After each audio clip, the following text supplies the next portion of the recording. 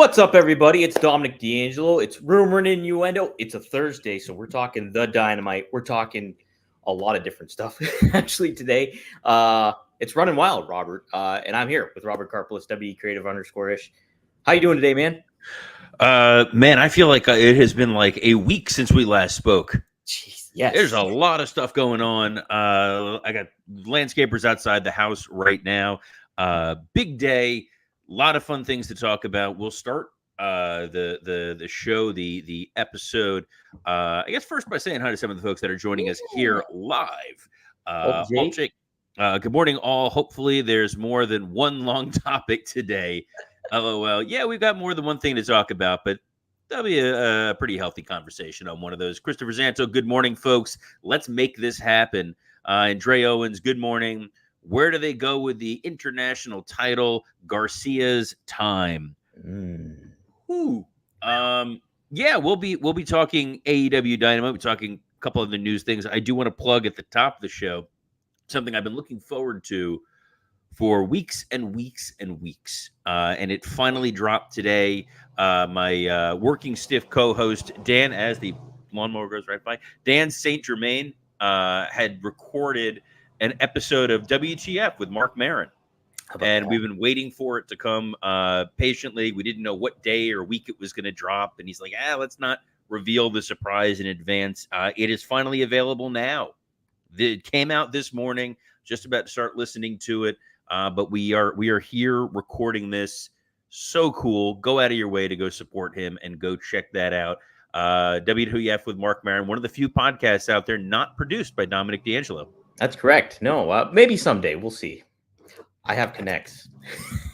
Let's hope not. I enjoy that show too much. I'm just gonna rip on myself, but we'll just continue on. It's let's talk the Dynamite, Robert. Yeah, opened the show. We had MJF, Will Ospreay for the International Championship in Hot Tamale. It went just about 60 minutes. Did you just say Hot Tamale? Yeah, I did say Hot Tamale. It's hot in here. I have to close my windows because I too have landscapers outside, but not on my behalf. So I'm gonna be. Are they in spite of you? Is there like a spite landscaping situation going on? I don't think my landlord owns that lot over there that's being landscaped. So I think it's a rival, maybe. This is my landscaper, so I've been hoisted on my own petard here. Oh no! If I went out there and actually just mowed the damn thing on my own, I'd be able to regulate when he was here. But I don't. It's also 98 degrees outside right now. So good on him for doing that. Good on you for steering this ship down. This has been an odd 3 minutes of this episode. It really has. But also switched from one drink to another. I know. This is water. This is not Prime. This is water inside here. I just filled it up. So you're kayfabing it with a Prime bottle? I'm kayfabing it. Yeah, I drank it this morning already. So all right. Well, been a busy one. Let's get to it. So here's the deal. We're gonna get this. I promise, guys. This is a real show. This is a real episode. I don't know what's going on. Dom's hat may be on a little too tight, but yeah, the Dynamite last night, Dynamite 250. Mm-hmm. And wow, that's kind of the response I had from watching that episode of television, Dom. I'm curious, what did you think of the first hour of Dynamite? I absolutely loved it. I did. I thought it was great, compelling wrestling television, and I liked the story that it played out at the end.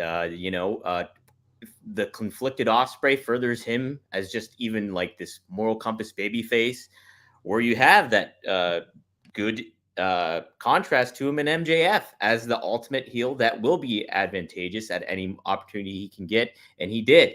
And I almost accepted too, like fully as just it being a-okay with it being on television. I know you want the big match to have happen at a pay-per-view, and I know that's kind of like you want to make them feel like a big deal. But I think if AEW handles this whole match correctly as the show and the company progresses, they position it in the right way. This particular match throughout the history of time, this can always seem like a big deal. So, but I want to get your take, Robert, obviously. I think you know where my take is going to go on this. We talked about it yesterday, and I said one of three things were most likely going to happen. Either we were going to get the match, and it was going to be a quick schmoz. We were going to tease the match, and we weren't going to get it, or we were going to get a match that over delivered. And I would say a 59-minute and 58-second match on television certainly over delivered. And I could tell from the opening minute of this, oh no, this is going long. Mm-hmm. The stalling tactics, the Fargo strut, a lot of the Memphis rolling out of the ring and all that. I'm like, oh, we're pacing ourselves for a long one. And then they did all the moves. We got everything you possibly could want to see out of MJF and Will Ospreay in this match. It was probably will win TV match of the year, free match of the year, could be a contender for an actual match of the year, depending on how the wind blows. But I'm still beyond baffled that we gave this away for free. The reason why I'm so surprised about this, and it continued to be now even a day later, is that was absolutely worth every penny that you would have paid for a pay-per-view. 100%, yes, it was. I don't know who didn't tune in for this episode of Dynamite that would have tuned in otherwise. I think it's like, yeah, if you tell people you're going to give them MJF and Ospreay, they're going to show up. They're going to be excited to watch it. But so, like that's kind of so you're going to get the rating that you would have probably gotten anyway because you were already advertising Kazuchika Okada versus Swerve Strickland. You were already advertising that it's the 250th episode of Dynamite. You were already advertising that you were going to get a Mercedes Moné match. You were already advertising you were going to see the next step of what was going on with Mariah May and Tony Storm. We're also already advertising the Jericho thing, but that's beside the point. I don't know that giving this away for free was the right decision. It was excellent if you're a fan. You tune in, you got a hell of a show. You got a hell of a first hour of television last night. Those guys did not hold back at all. But it was their first ever meeting. Mm-hmm. That has value to it. And now when there is a rematch, it'll be good, but it'll be different. I think it has to be, for sure. It has to be different. You can make that part of a stipulation. You can do something like that.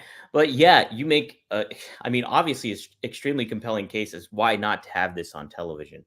I think the only argument I could kind of push back if I'm playing devil's advocate is you look at the matches that we've had in the past, that why you give the infamous one of why you gave this away on television, Goldberg versus Hulk Hogan.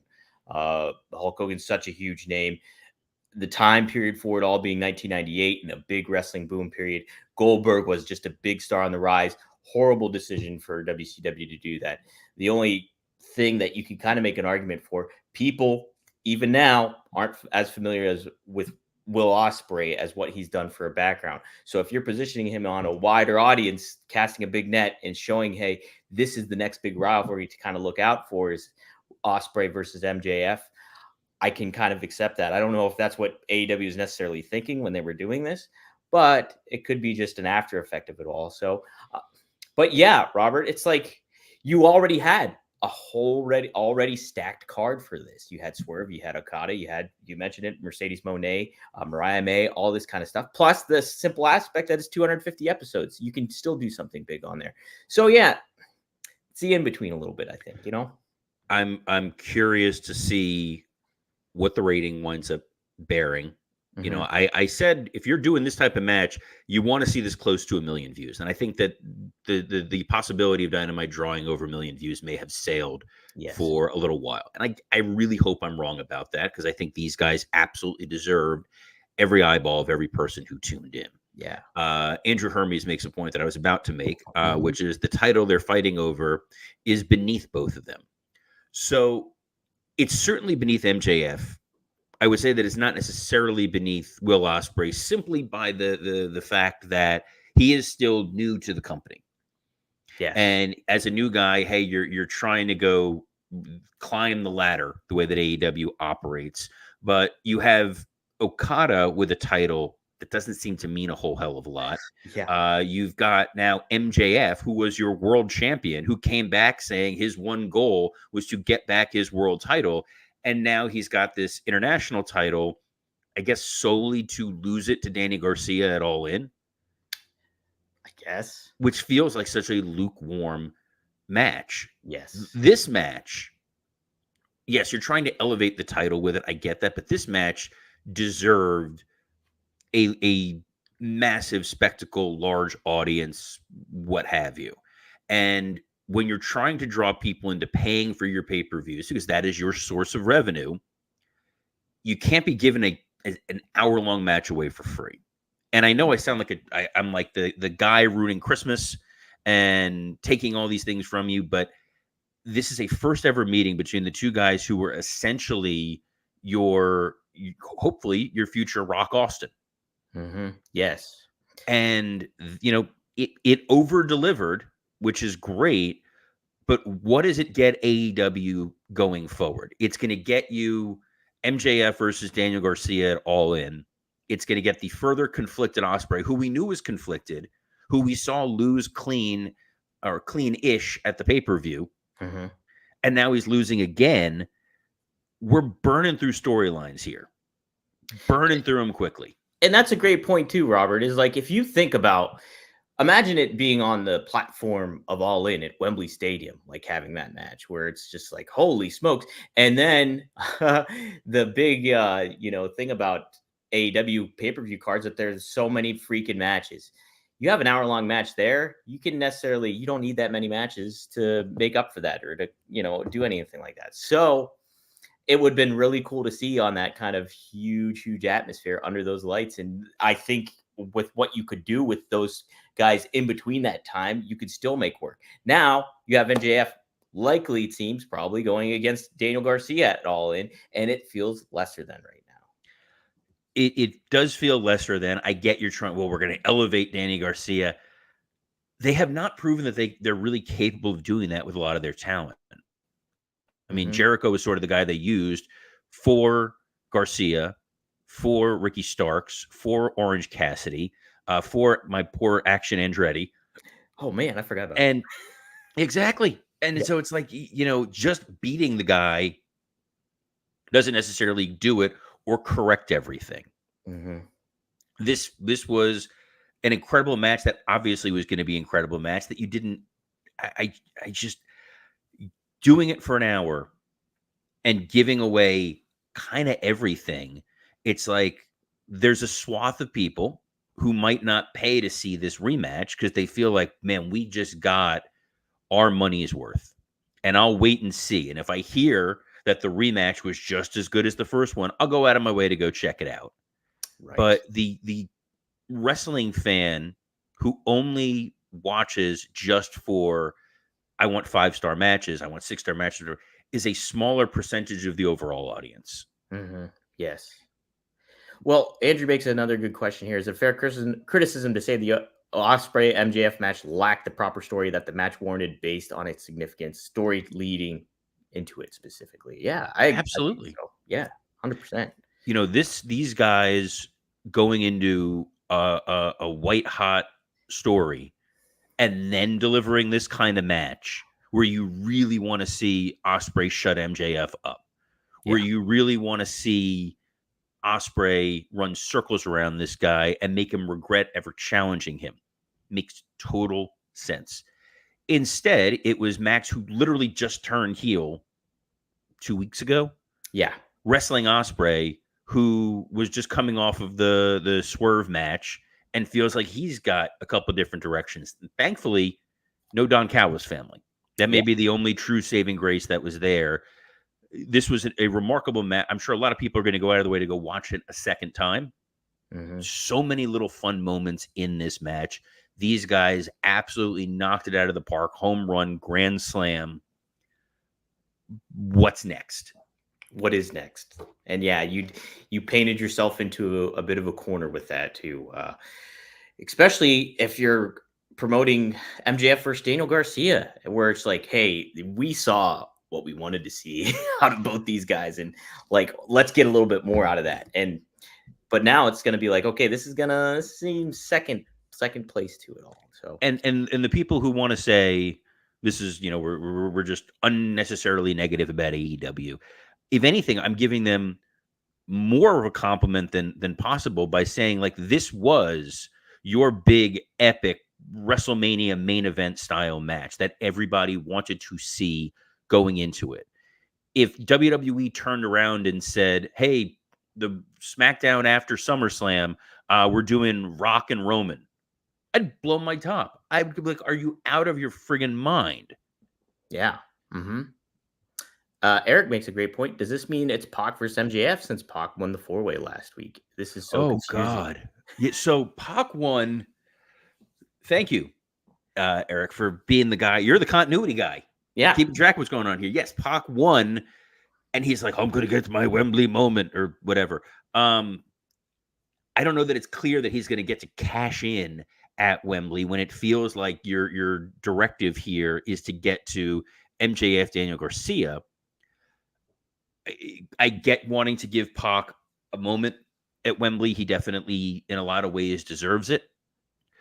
But a triple threat feels like a watered down thing. You're certainly not going to do a 4-way. And what are you going to do with Ospreay between now and then? Because it's not even like the Don Callis family can strike out and say, we're going to get revenge on Ospreay. And that's kind of where I thought this was ultimately going to go, that he would have failed to win the world title. And then you turn the Don Callis family onto him. But Hobbs is on the shelf injured. Trent is on the shelf injured. I'm trying to think. Fletcher's still active. He's still wrestling. And then you have Takeshita, who I honestly don't even remember where Takeshita is at the moment.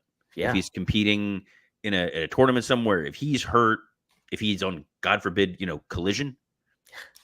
Who knows? Floating off in the ether in the distance in the middle of nowhere.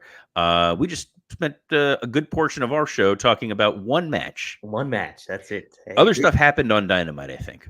Robert, yeah. So I did not get to see Swerve versus Okada. So, and I knew in our group text you had some stuff to say about it, but I didn't even read it because I wanted your opinion here. Yeah. So, give me your thoughts. What did this closed out the show? What do you think transpired and how do you think it went? It was a very good match. It was what I kind of predicted yesterday. They weren't going to give you everything. They weren't going to open the full bag of tricks, but the little tastes that you got made you want to see a rematch between Swerve and Okada at some point down the road. There were some moments in there. These guys demonstrated tremendous chemistry with each other, and we got the schmaz finish. Mm-hmm. Everybody came running out. It felt like the end of an episode of Raw.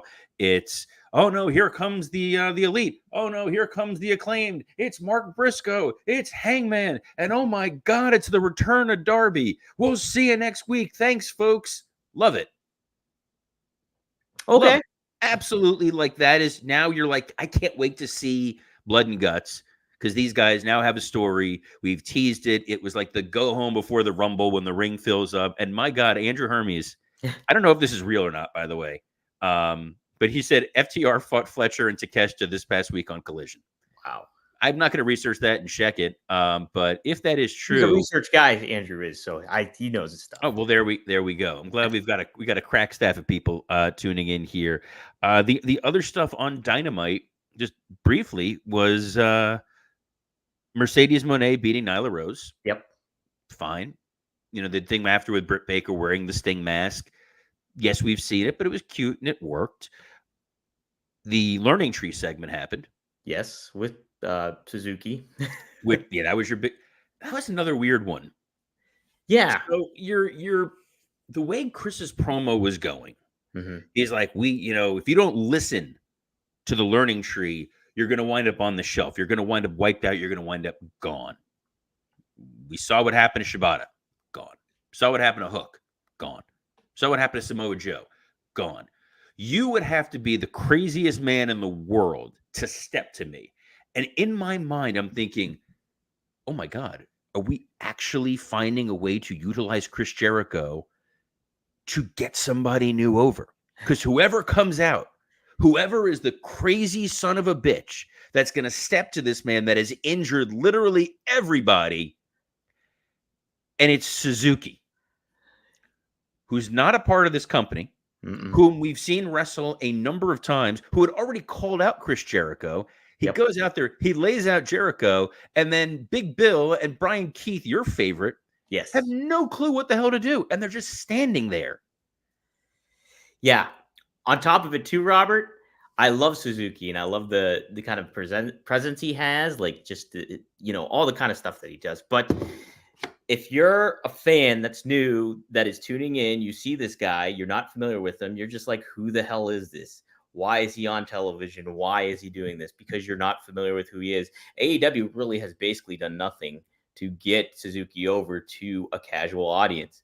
And so seeing him against Jericho, it's just like, all right, why this guy looks weird. That's kind of it, and I think that also is counterproductive in what they're trying to do here. So I mean, I don't doubt the majority of the audience is familiar, at least to some degree, with Suzuki. He's been on at least AEW programming enough that you have a casual understanding of who this guy is. But if you watch it, though, I'm saying if you right, don't, no, if you do, but that spotlight, that moment, felt like you could have made somebody. I don't know who you could have used. They have a roster of 730 people. Yep. You could have looked down there and picked someone to go out and step to Jericho and his crew.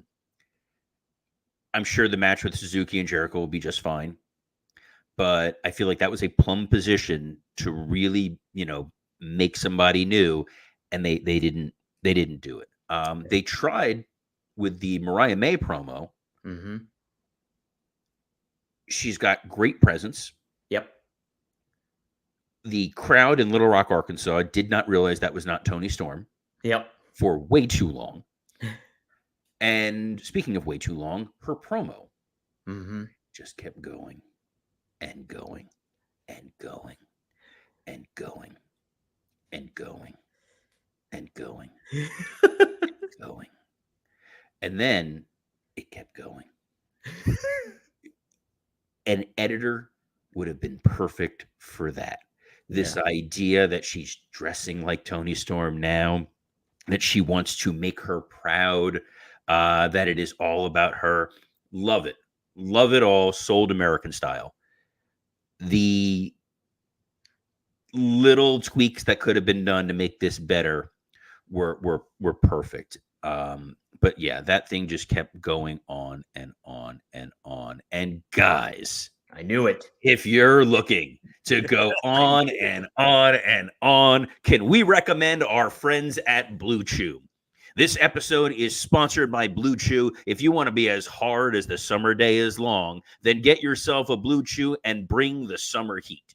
Blue Chew is a unique online service that delivers the same active ingredients as Viagra, Cialis, and Levitra, but at a fraction of the cost and in chewable form.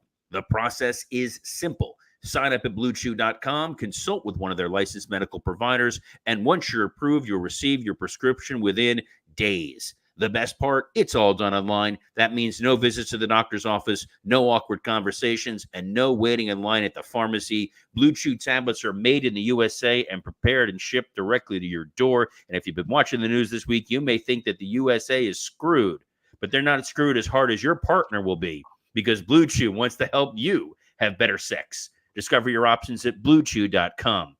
And we've got a special deal for our listeners. Try Blue Chew free when you use our promo code RUMOR at checkout. Just pay $5 shipping. That's BlueChew.com, promo code RUMOR, to receive your first month free. Visit BlueChew.com for more details and important safety information. And we thank Blue Chew for sponsoring this episode of Rumor and Innuendo.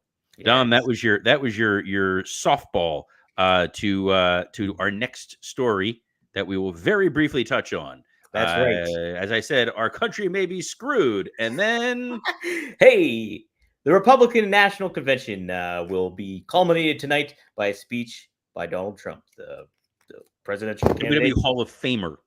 Correct.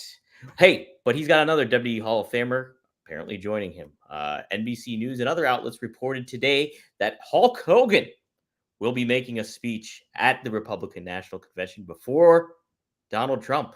Hogan went on social media to comment about the assassination attempt that happened on Saturday. Expressed his disgust with it. Says it should never happen to anybody there, and hope the best. His prayers for everybody, Secret Service, Trump, and everybody there. Pretty surprising, Robert. Wrestling. We already had pro wrestling ties with Trump there. Now we're getting an extra added addition here to the Republican National Convention. So I remember years and years ago when there was the SmackDown Your Vote, which was a non-political event that you had WWE presence at the Republican National Convention, the Democratic National Convention, and they were there just sort of as, we're not taking sides, we just want to encourage the youth to vote.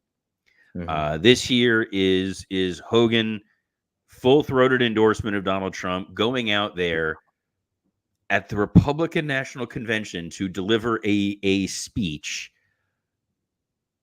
I just, wow. This week, we don't talk politics here because I like you as an audience, and you'll hate me if you hear me talk about politics. We do that on Working Stiff, and we get into the weeds sometimes on that. But here we're nice, happy, fun people talking about all the exciting things that happen in wrestling. We're let's not go that far. But seeing Hogan deliver a speech, half the audience is going to wait for him to rip his shirt off.